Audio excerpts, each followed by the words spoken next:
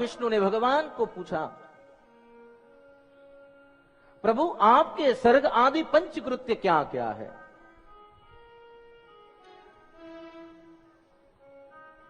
ब्रह्मा और नारायण ने भगवान को प्रश्न पूछा है कि प्रभु आपके कृत्य बताइए।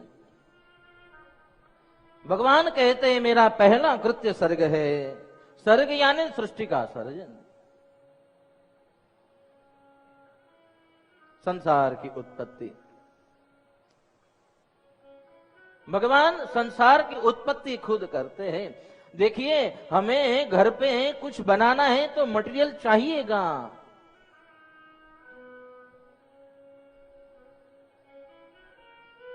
भगवान के केवल संकल्प मात्र से पूरी ब्रह्मांड की सृष्टि बन जाती है।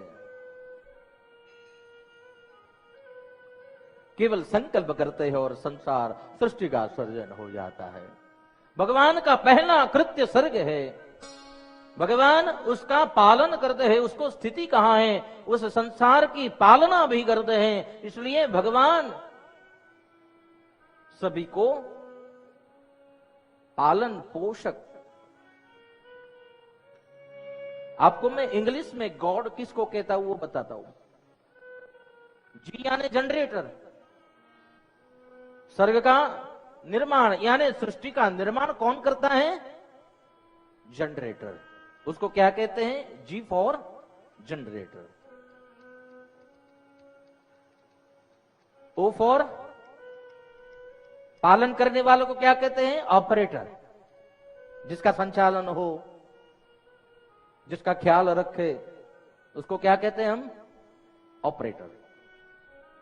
तो भगवान का ये दूसरा कृत्य स्थिति है। संसार में स्थिति यानी पालन पोषण करने की जो कार्य करते हैं वो भगवान उसका पंच कृत्यों में दूसरा कृत्य है।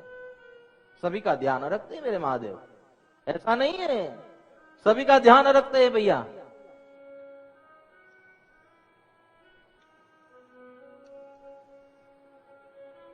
और भगवान का तीसरा कृत्य संहार है। जिस प्रकार कल्प खत्म होता है इस सृष्टि में, कल्प के अंत में सृष्टि का विसर्जन होता है, संहार होता है। जो बनाता है उसको ही अधिकार है तोड़ने का। तो भगवान का तीसरा कृत्य कौन सा है? संहार। D for destroyer. तब जी ओ डी क्या बन गया? बच्चों बोलो तो सही, क्या बन गया? गॉड। जी यानी जनरेटर, ओ यानी ऑपरेटर, डी यानी डिस्ट्रॉयर। भगवान के ये तीन कृत्य तो है, लेकिन इसके अतिरिक्त दो कृत्य है। जो बनाता है, जो पालन करता है, जो डिस्ट्रॉय करता है। लेकिन यहां कहते हैं मैं तिरोभाव भी करता हूं। संसार का न रहना वो तिरोभाव है। और भगवान कहता है अंतिम कृत्य मेरा जो है वो अनुग्रह करना। कोई भक्त है तो उनके ऊपर मैं कृपा कर देता हूं और उनको भी मैं अपने में मिला लेता हूं, रुद्र बना देता हूं। ऐसी कृपा है मेरे महादेव की।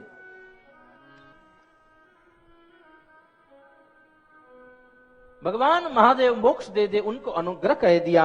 भगवान ने कहा मेरे से ही ये सृष्टि के पंच तत्व निर्माण होते हैं। और ये पंच तत्व में पृथ्वी से सृष्टि, जल की कारण स्थिति और अग्नि के कारण संहार का कार्य होता है। वायु के कारण तिरोभाव और आकाश अनुग्रह। आकाश लिंग क्या करता है? अनुग्रह करता है। भगवान के ये पांच कृत्य भगवान ने बताए और भगवान ब्रह्मा और नारायण ने बताया भजने पूजने योग्य क्या है। तो नारायण कहते सुनिए, नारायण कहते हैं कि भजने आपकी पूजा किस प्रकार से हमें हो, हम आपकी पूजा किस प्रकार करें प्रभु। तो भगवान ने उपदेश देते हुए कहा आप मेरे पंचवक्त्र स्वरूप के दर्शन किए, उनसे ही मेरे 5 मुखों से जो नाद ब्रह्म हुआ उसमें अ ई म नाद ब्रह्म अनुस्वार, इससे ही ओम यानी प्रणव का सर्जन हुआ। और यही ओम इस संपूर्ण सृष्टि की शक्ति है। भगवान इसलिए तो कह रहे हैं इस जगत में कोई भी मंत्र है लेकिन उसके पहले ओम नहीं लगा तो वो मंत्र में जो शक्ति प्रदान होनी चाहिए वो नहीं होती। ब्रह्मांड के कोई भी मंत्र ले लो, उसके पहले ओम ओम लगना चाहिए। ओम सृष्टि का द्योतक है, सृष्टि की शक्ति है, सृष्टि का बल है। सभी मंत्रों का सिद्ध मंत्र ओम है।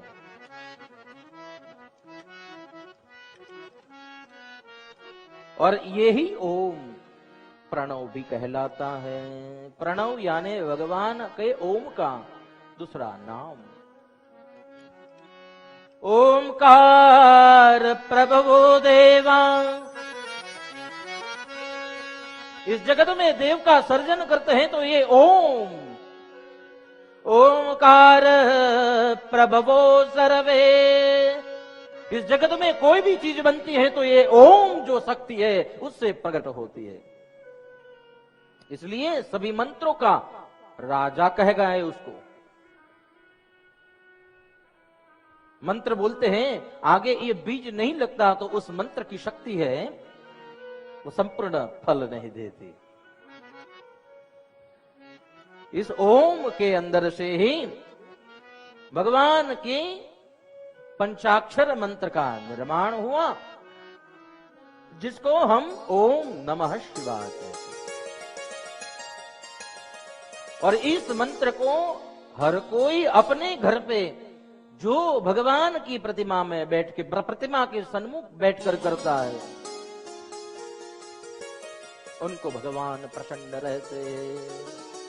भगवान अपने मुख से कहते हैं, सुनिए नारायण और ब्रह्मा जी, मैं ये ओम मंत्र का किस जगह पे, किस दिन पे, किस नक्षत्र में जप करने से कितना फल मिलता है उसका विशेष महत्व मैं आपको बताता हूं। इस मंत्र का जाप अगर आर्द्रा युक्त चतुर्दशी हो, चतुर्दशी तिथि जब आर्द्रा नक्षत्र के युक्त हो, तब अगर कोई मानव करे तो उसने उस समय में जो किया हुआ जप है उसका अक्षय पुण्य मिलता है। अक्षय का मतलब ही होता है जो क्षय न हो, कभी भी खत्म न हो, उसको अक्षय पुण्य कहते हैं। अक्षय पुण्य मिलता है।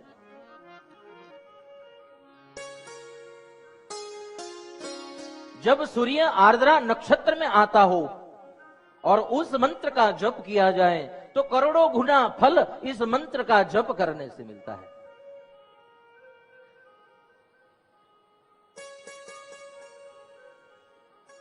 मृगशीर्ष और पुनर्वसु नक्षत्र का आगे का जो भाग है, कुछ घड़िया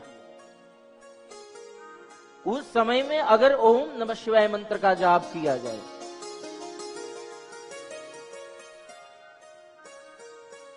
तो आर्द्रा नक्षत्र में जो फल बताया है कि मैं भगवान को अति प्रिय लगता हूं, कार्तिक समान लगता हूं, कार्तिक से अधिक प्रिय हूं, ऐसा फल उस दिन मिल जाता है।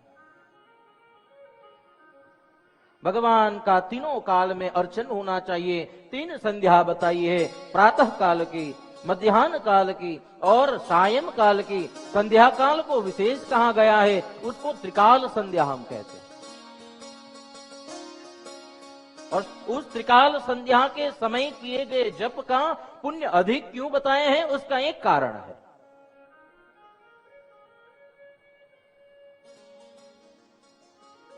ये तीनों संध्या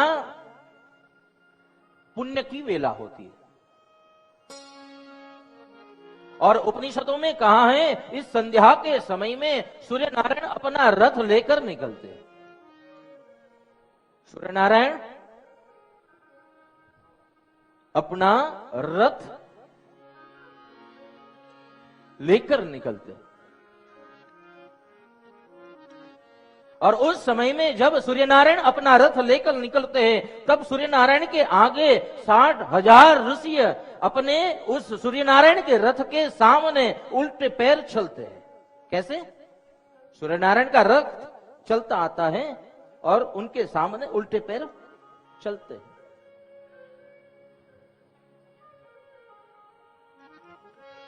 और सूर्य नारायण का रथ आ रहा है, 60,000 ऋषि वो वहां से उल्टे पैर चलते हैं और क्या बोलते हैं? तथास्तु तथास्तु तथास्तु। सभी 60,000 ऋषि उस समय में तथास्तु तथास्तु तथास्तु। तथास्तु का मतलब यह होता है आप जो कह रहे हो, जो बोल रहे हो, जो कर रहे हो, उसमें आपको पूर्ण फल मिले, संपूर्ण फल मिले। उस समय में तथास्तु तथास्तु ये ऋषि बोलते हैं। और ये तथास्तु बोलते समय में अगर आप भगवान के सन्मुख बैठे हो, भगवान नाम का महिमा कितना है, उस समय में अगर आप जप करने बैठे हो तो ये 60,000 ऋषि आपको आशीर्वाद देते हैं। और उस समय में की गई पूजा, की गई आराधना, की गई उपासना भगवान को तुरंत पहुंच जाती है। उपनिषदों का ये कहना है भैया। इसलिए तो त्रिकाल संध्या का बहुत महत्व है। आप घर पे भी जाओ, 3 बार अचूक हम अपने घर पे त्रिकाल संध्या करें। कई मजहब तो ऐसे हैं 5 बार बंदगी करने वाले। हम सनातनी जो मूल परंपरा, धर्म की परंपरा, उसमें आए, लेकिन हमारा इतना दुर्भाग्य है, आज सुबह उठकर हम भगवान महादेव की पूजा करने भी नहीं बैठते। ये हमारा दुर्भाग्य है आज का।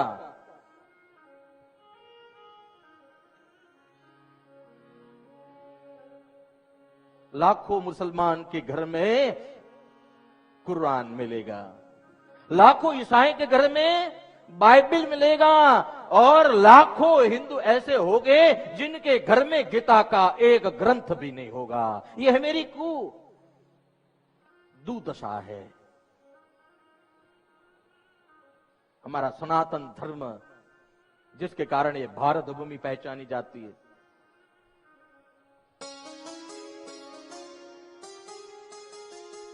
आपके पास क्या है वो नहीं पूछता दुनिया। भारत भूमि में अगर कोई आतताई इस भारत को लूटने आए हैं, उसका कारण यह है मेरा भारत सोने की चिड़िया थी।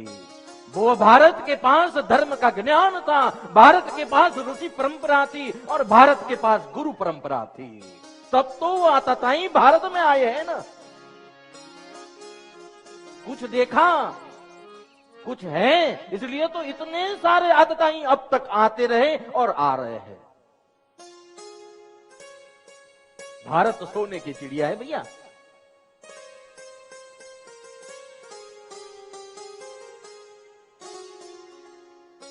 भारत कम नहीं है।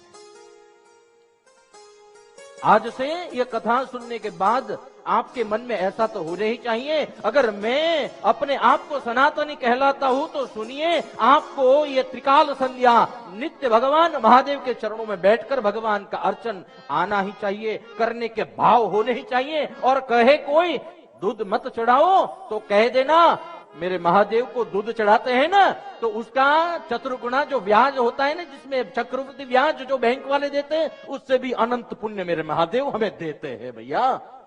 वो लेते नहीं, दूध चढ़ा के आते हैं इतना, और पूरी दुनिया में कहते हैं दूध का बिगाड़ मत करो, दूध का बिगाड़ मत करो। दूध की कीमत 60 रुपया है, और जो कई लोग पी रहे हैं उसकी कीमत तो ज्यादा होगी।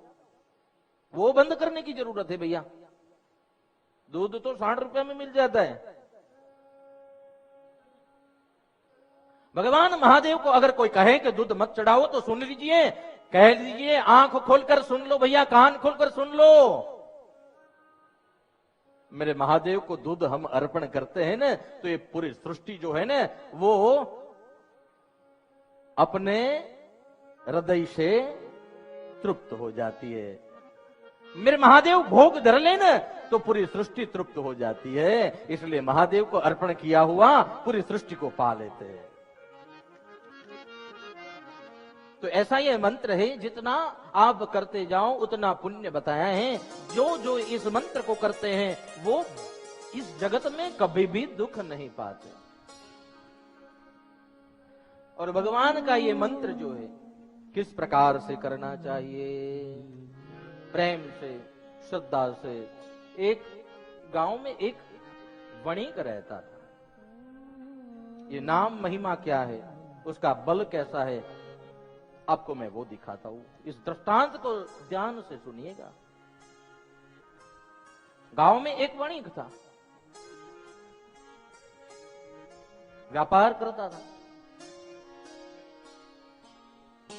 उस गांव में एक राजा, जो राजा अपनी प्रजा का हित देखने के लिए नित्य निकलता था।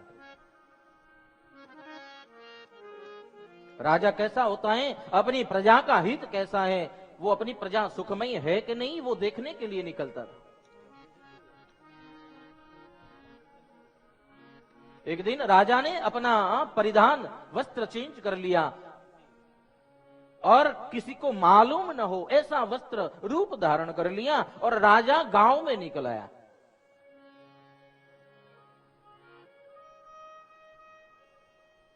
रात्रि का समय था। उस रात्रि के समय में राजा अपनी गांव लोगों की खैरियत देखने निकला है। राजा निकला और वो गांव के मार्ग के समीप एक द्वार था, वहां आके देखकर आश्चर्य से देखने लग गया। क्या ये कैसा दृश्य। वहां 4 लोग खड़े हैं, लेकिन वो मेरे गांव के दिखते नहीं, लेकिन मुझे तो यमदूत जैसे दिखते हैं। और राजा वो यमदूत के पास गए, पूछा मेरे गांव के दरवाजे पर क्यों और कहां से आए आप।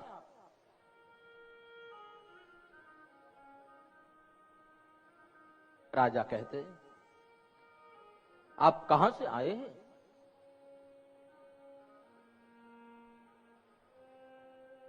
तब वो जो यमराज थे वो कहने लग गए, आप सुनिए, आपके गांव से अभी एक वणिक निकलेगा, हम यमदूत हैं, यमपुरी से आए हैं। और यमपुरी से आए हैं, यहां से आपके गांव के वणिक के जीव लेने के लिए, उसका प्राण हरने के लिए आए हैं। आज उनका समय, उनके श्वास खत्म हो रहे हैं, इसलिए हम आए।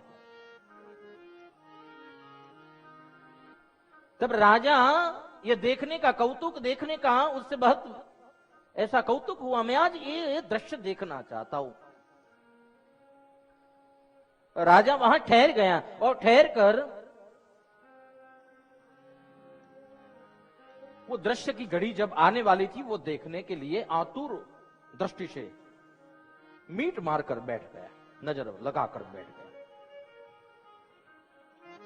व्यापारी जो वणिक था, उन्होंने अपना सकट तैयार कर लिया और सकट के अंदर बैठ गए, माल सामान ले लिया और साथ में अपनी माला ली, बाल में भस्म कर लिया, मुख में नाम जप करने लग गए, कहने लग गए क्या, ओम नमः शिवाय, ओम नमः शिवाय। वणिक अपने मुख में भगवान नाम का जाप करता हुआ, गले में रुद्राक्ष की माला धरे, अरे भाल में भगवान की भस्म लगाए।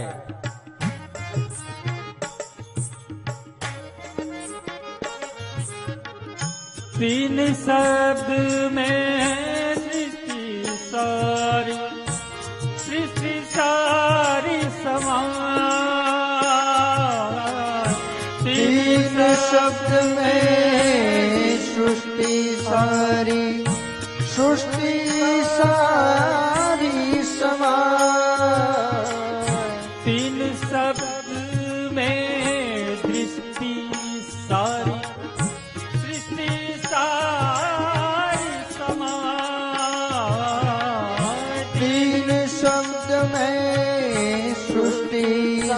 सारी सृष्टि सारी समा ओम नमः शिवाय। ओम नमः शिवाय। ओम नमः शिवाय। ओम नमः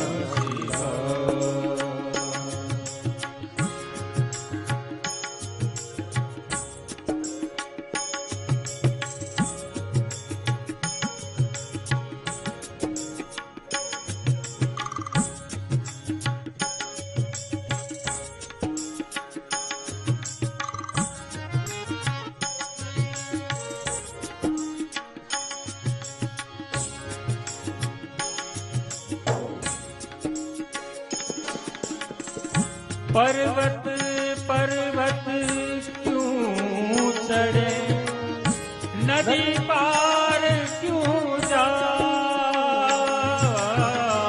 पर्वत पर्वत क्यों चढ़े, नदी पार क्यों जाए।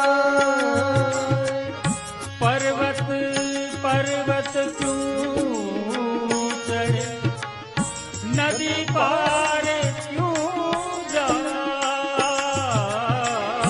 पर्वत पर्वत क्यों चढ़े, नदी पार क्यों जाए। जो मिलना है यही है, जिन खोजे मिल जाए। जो मिलना है, जो मिलना है यही खोजे, जिन खोजे वो ही ओम नमः शिवाय। ओम नमः शिवाय। ओम नमः शिवाय। ओम नमः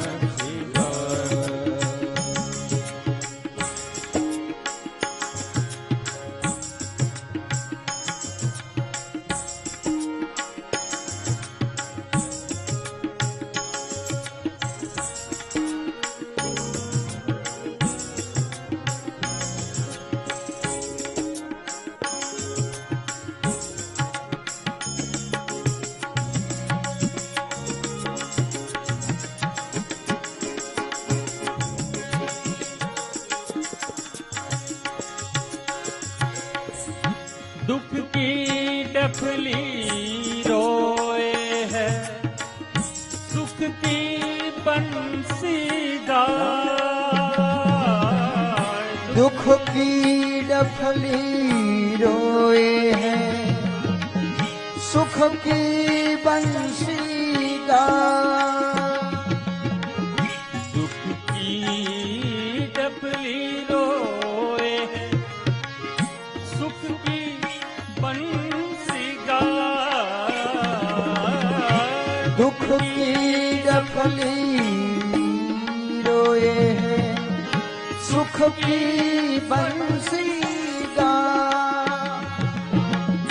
भक्ति में शक्ति इतनी है, द्वार स्वयं खुल जाए, खुल जाए।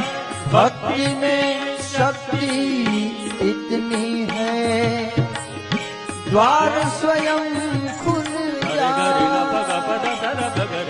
ओम नमः शिवाय।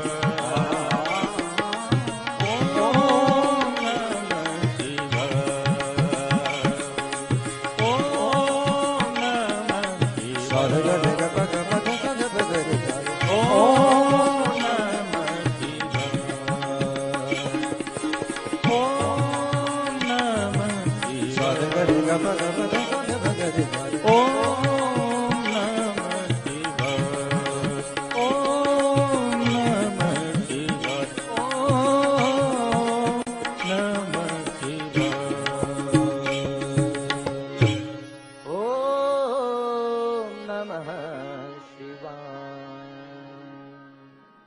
वणिक अपने मुख से भगवान का नाम ले रहा।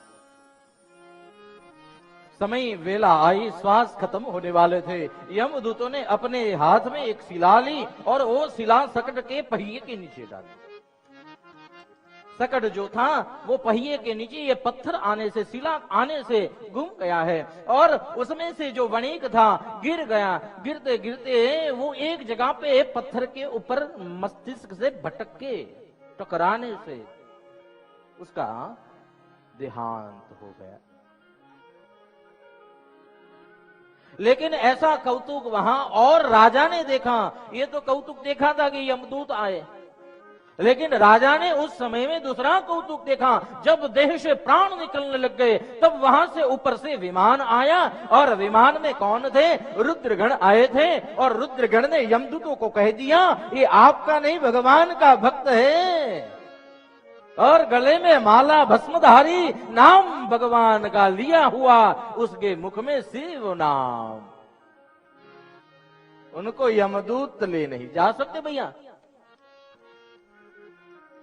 शरीर से देह तो छूटा, प्राण तो निकला, लेकिन वो प्राण भगवान के रुद्रगण उनको लेकर गए। नाम का महिमा ऐसा है भैया, कब प्राण निकल जाए वो पता नहीं, अपने शरीर में से कब प्राण निकल जाए वो पता नहीं। तो ऐसे भगवान नाम का महिमा है। इस जगहों में भगवान का नाम महिमा बताया। ये नाम कहां जाकर आप करो तो उसका कितना पुण्य मिलता है, तो कह दिया अगर आप इसको घर पे जपते हो तो उस नाम का पुण्य 1 गणा मिलता है। लेकिन अगर वो ही जब आप गौशाला में आके करो तो उसका 10 गुना हो जाता है। और गौशाला उसके साथ समीप में अगर कोई जाला सही हो वहां जाकर करो उससे 10 गुना, वहां और बिली का वृक्ष हो वहां बैठकर करो उससे 10 गुना, बिल्व वृक्ष, तुलसी का वृक्ष, पीपल का वृक्ष, वट वृक्ष, उस जगह पे बैठकर करो उससे 10 गुना, उससे 10 गुना ज्यादा देव मंदिर के समीप, उससे 10 गुना जहां गुरु का आश्रम हो, आश्रम में आकर कोई जप कर ले तो उससे 10 गुना उसको फल मिलता है। कितना महत्व दिखाया है। और समझ लो जहां पारदेश्वर बैठे हो, जहां पे गौशाला हो, जहां पे पशु सृष्टि की चिंता की गई हो, जहां पे ऐसे बच्चों जो असहाय हो उनकी विद्या की चिंता की गई हो, जहां पे जहां पे अन्न की चिंता की गई हो, जैसे पशु यानी स्वान सेवा की चिंता की गई हो, वहां ये सृष्टि में ये सभी जीवों की जो पूजा, लिंग पूजा कही है, ये सभी जीवों की जहां पूजा होती है वो सारी लिंग पूजा है, वो सारी लिंग पूजा है। और वहां आकर जप करने से अनंत पुण्य मिलता है।